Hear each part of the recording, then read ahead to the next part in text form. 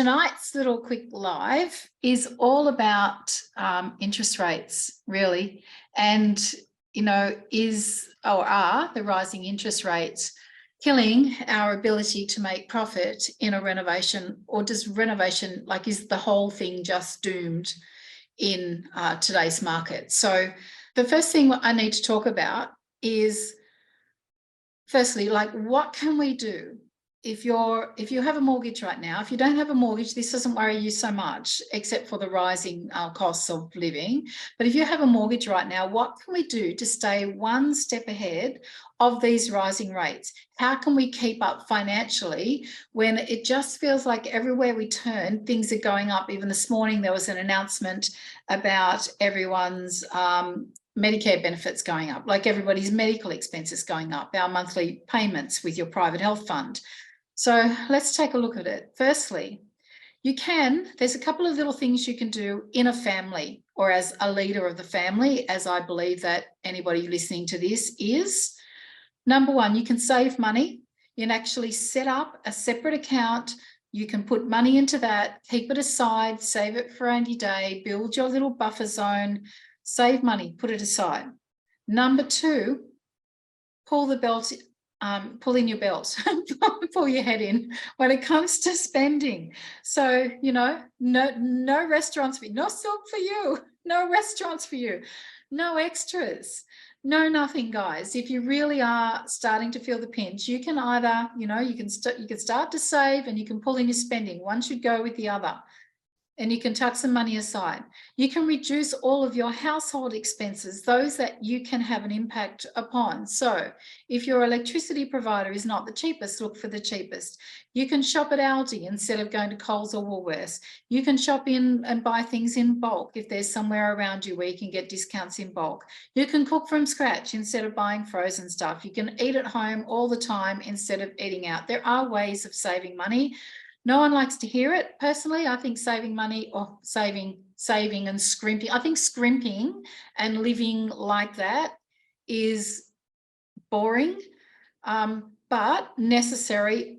Particularly, it's boring for me now because I don't have to do it so much anymore. But when my husband and I started investing in property and renovating, yes, we were living on nothing and saving a lot and putting all of our money into property. So I think that, you know, having a life of what's called delayed gratification, that's pulling your belt in when you need to for something later on down the track, is worthwhile. Just for me personally, I'm already down the track a little bit.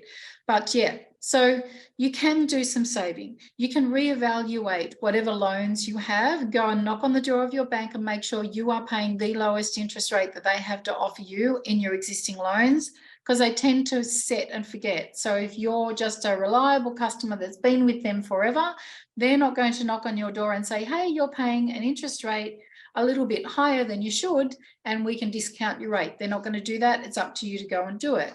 Look, the trouble is, doing all of those things, which are all a good idea, but doing those things, once you've pulled your belt in, once you've decreased all of that spend, then that's it.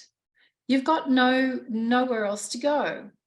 And our job is to stay one step ahead of the banks. Our job is to never be called in by a bank saying, we're watching you, you're struggling, or worse still, having to go and see the bank and say, I can't meet my next month's repayments. So that's not what we want. You want to be proactive, not reactive. And you can see it if you look at your budget right now and you roll it out over the next few months, you can actually see how many repayments you have up your sleeve before you hit the skids. So I would like you to take action now rather than leave it, stick your head in the sand and think, I really hope everything's going to be okay.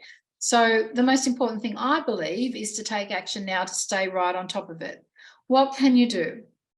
This is where renovation really comes into its own. Is it dead? 100% not.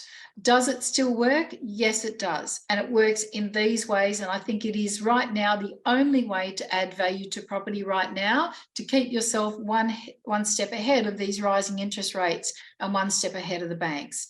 That is, renovate your own home. Simply, quietly and carefully. Don't go spending a whole lot of money, but renovate your own home. Paint, as you know, does wonders, works wonders. So does scrubbing, cleaning, tidying up, repurposing existing furniture, all that kind of stuff, styling it up.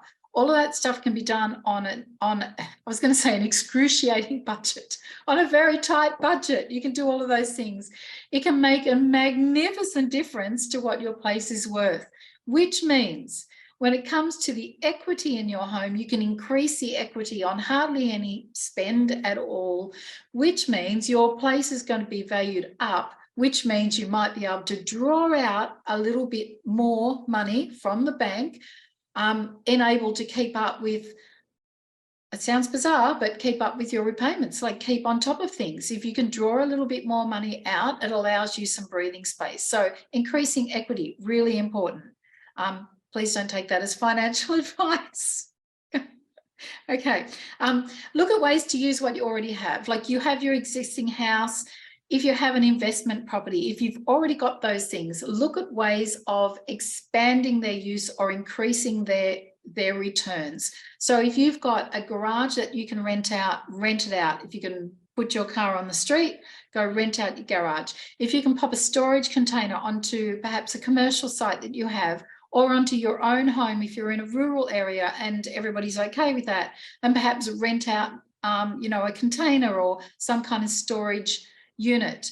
You can make some money that way. If you could rent out rooms, if you're going to get into trouble with the banks, before you do so, think about renting out your rooms. There are people out there knocking on doors trying to find somewhere to live, and you might have a home and half of it's empty. So think about that. Does it inconvenience you and your lifestyle and your family? Maybe just a little bit, but hey, desperate means, desperate measures. If I'd much rather be inconvenienced, me personally, be inconvenienced for a little while and stay ahead of the banks and ahead of these interest rate hikes, rather than feel like I'm going to hit the skids or I'm going to end up in any kind of trouble. So that's it. Like, look at what you already have and maximize your returns. And that means renovating to increase the rent of any investment properties that you have. Once the lease is ended and those properties are empty, get access to those properties, get in there, make some changes to those properties. Again, paint's going to be your best friend if you're trying to keep your budget tight, and so that you can get an increased rental return back for those same investment properties. So turn part of your house or all of your house into an Airbnb. Be prepared to move out. Rent your place out completely and go and find somewhere locally that's a lot cheaper to live, or move in with your mum and your dad or a family friend, whatever.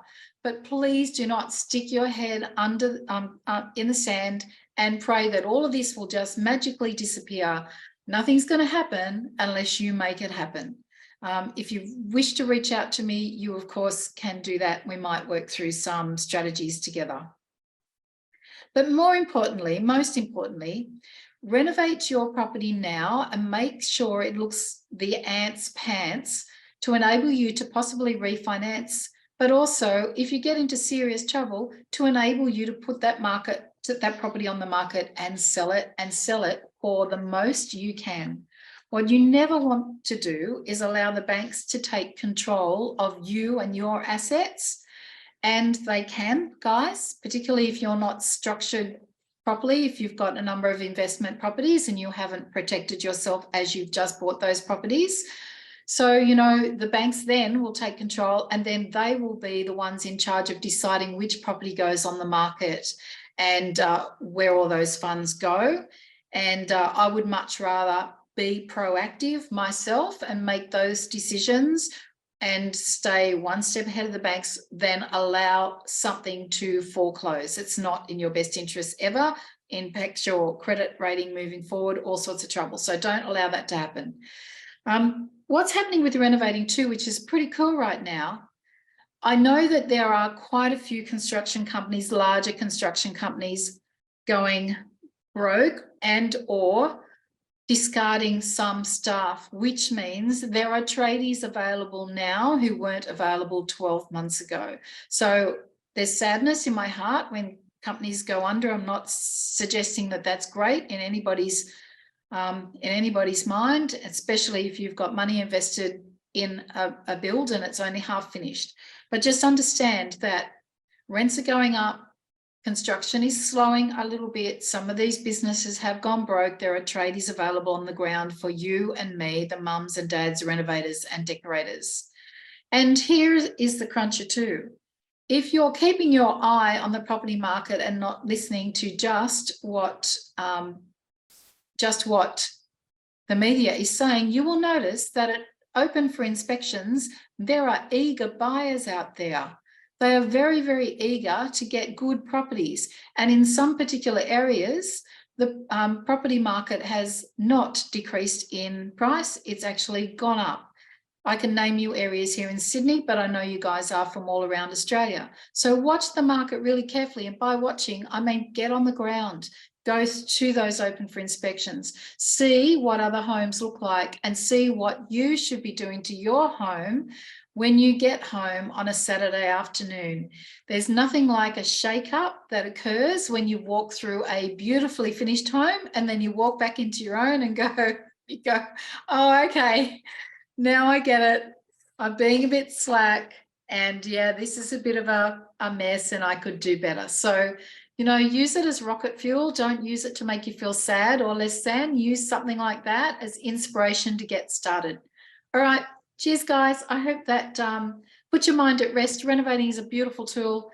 You can just, you know, force value upon a property. That's the whole idea of it. And it also enables you to live a nicer life in something that makes you feel pretty nice every day you walk in. So there you go. Follow, like and subscribe, Renovate and Real Estate on YouTube to make sure that you don't miss any videos. If you're not already in the mums and dads, renovators and decorators group, absolutely do that. If you'd like our sell ready checklist for sale, which is a great big list of all the things you have to do weeks out to get your property on the market at its best, then contact me at info@rareteam, rareteam.com.au, info@rareteam.com.au and request the sell ready checklist. All right, cheers guys, bye.